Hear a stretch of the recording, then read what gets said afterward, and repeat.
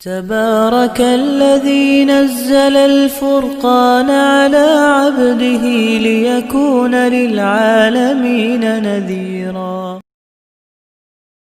ربنا، اور جن کے شادیاں ہوئی ہیں وہ اس دعا کا اہتمام کرے خاص طور سے۔ انشاءاللہ ازدواجی زندگی خوشگوار بنے گی، بیوی بچوں سے آپ کو سکون ملے گا۔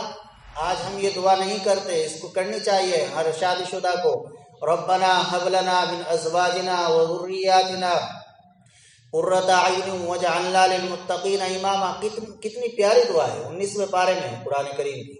ربنا هب لنا من ازواجنا، میں الحمدللہ اس کو مدت سے تقریباً ہر نماز کے بعد 3 بار پڑھتا ہوں اور بڑا اس کا فائدہ ہے۔ ربنا هب لنا من ازواجنا وذرياتنا، اے ہمارے پروردگار ہمیں ہماری بیوی کی طرف سے، اگر بیوی مانگ رہی ہے تو شوہر کی طرف سے، من ازواجنا وذرياتنا، اور ہمارے اللہ ہماری بیوی کو یا ہمارے شوہر کو اور ہمارے اولاد کو ہمارے آنکھوں کی ٹھنڈک بنا، یعنی ہم وہ ایسے نیک کام کرنے والے ہوں کہ ہم ان کو دیکھ کر خوش ہو جائے ہمارا دل۔